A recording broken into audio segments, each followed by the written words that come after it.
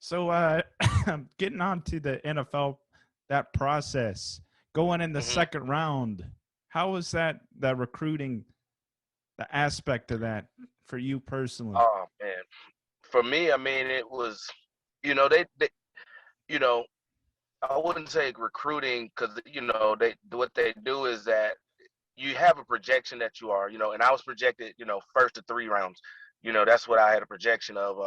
But I had a guy named Corey Chavis who was really good at draft analyst and analysis, and I knew I probably would go second round because first round that year there was a lot of guys dropping when the draft was coming on, and right before the draft a lot of stuff had came out on guys like and like I remember the guy that I forget his name, but that's when social media first was coming out big, and the guy got there was a picture popped up about him with a bong or something like that, and that dropped him. So, and he was a tremendous player. So what happens is when guys start dropping, teams start dropping who they were going to get because they didn't think this guy was going to be available, and they're gonna get a steal. Definitely. So I knew I was gonna end up going after the first round. But I mean, all you do is you train, you go to the combine, you have a school workout,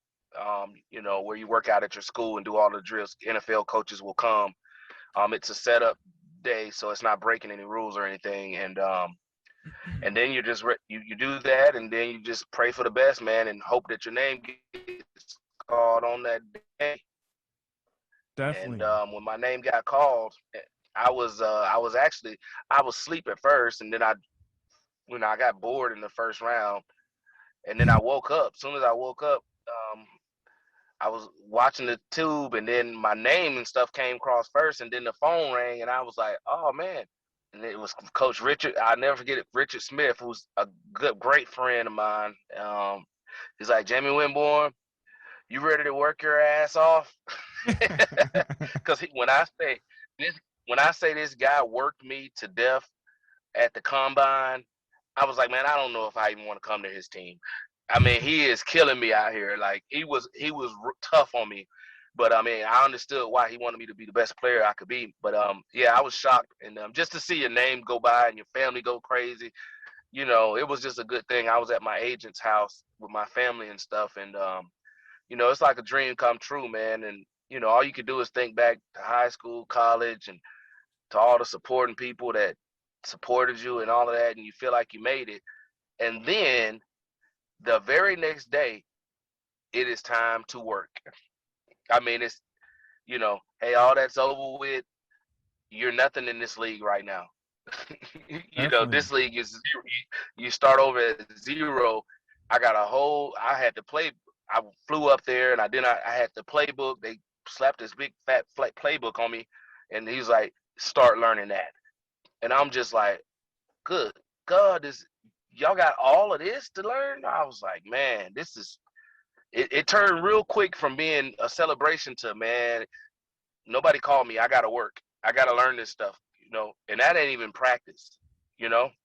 So that's just the mental side of it, trying to learn that playbook, because man, that playbook is huge. For sure. Hey, it's overwhelming, probably. Yeah, yeah, oh yeah. I won't lie, man. I was shocked, and they expect you to know it.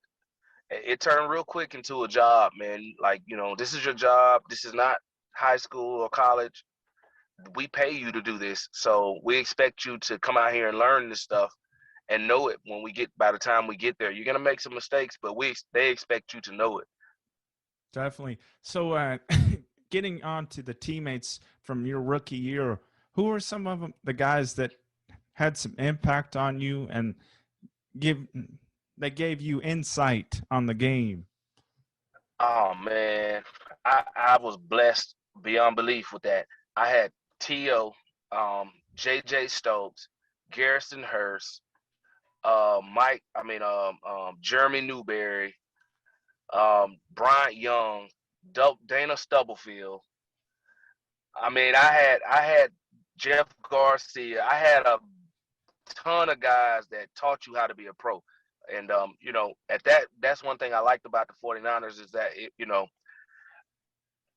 there's I guess you call it a hierarchy or something like that. Oh, I don't know if it's a hierarchy. I think maybe I'm using the wrong word, but you're a rookie. You act like a rookie. You don't smart off to older guys. If they say do something, you do it. And these guys are legends, man. So I mean, it was easy for me to follow suit on whatever advice they had for me. But those guys, Derek Smith was one. Jeff Albers, Julian Peterson. Those are the linebacker guys that really took me under their wings and just taught me how to be a pro, man. And I'm forever grateful for having guys like that. So in that process of your rookie year, how important was preseason? Well, preseason, because I was a second round pick, I didn't even get to play all that much in preseason. But it's important for guys to get out and get a feel for the game, and so coaches can evaluate you and see how, is a guy going to be able to play here or not, or is he going to need a little time?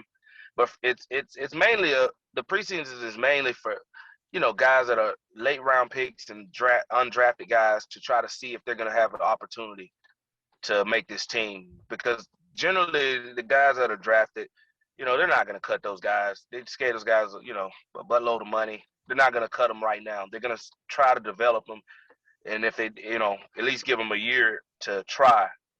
But it's mainly for guys in the later rounds and free agents to see if they can, if they got what it takes to make it to the team.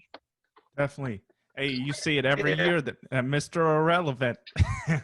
Exactly. Last exactly. pick.